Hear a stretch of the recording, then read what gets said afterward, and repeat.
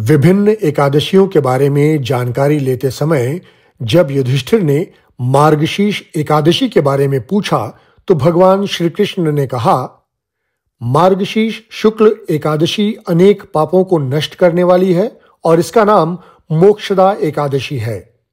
पौराणिक कथा के अनुसार गोकुल नाम के नगर में वैखानस नामक राजा राज्य करता था और उसके राज्य में चारों वेदों के ज्ञाता ब्राह्मण भी रहते थे। वो राजा अपनी प्रजा का पुत्रवत पालन करता था। एक बार रात्रि में राजा ने एक स्वप्न देखा कि उसके पिता नरक में हैं, तो उसे बड़ा आश्चर्य हुआ।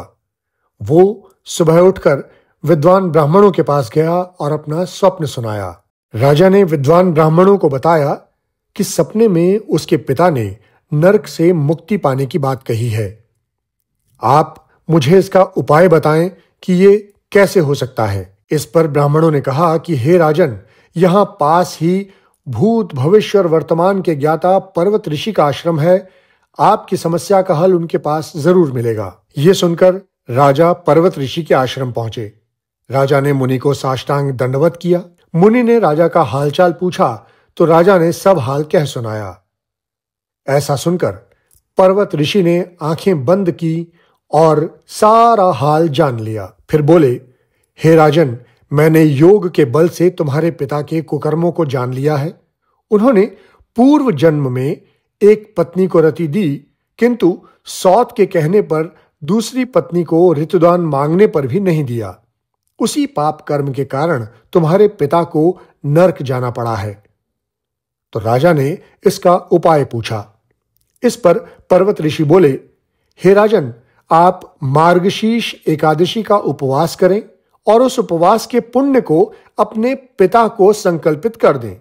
इसके प्रभाव से आपके पिता की अवश्य ही नरक से मुक्ति हो जाएगी। ऋषि के ये वचन सुनकर राजा महल पहुंचा और उनके कहे अनुसार कुटुंब सहित मोक्षदा एकादशी का व्रत किया। इसके उपवास का पुण्य उस राजा ने अपने पिता को अर्पित कर दिया। इसके प्रभाव से उसके पिता को मुक्ति मिल गई और स्वर्ग में जाते हुए उन्होंने पुत्र से कहा, हे पुत्र, तुम्हारा कल्याण हो। मार्गशीर्ष मास की शुक्ल पक्ष की मोक्षदा एकादशी का जो भी लोग व्रत करते हैं, उनके सभी पाप नष्ट हो जाते हैं और कष्ट दूर हो जाते हैं। इस व्रत से बढ़कर मोक्ष देने वाला और कोई व्रत नहीं है।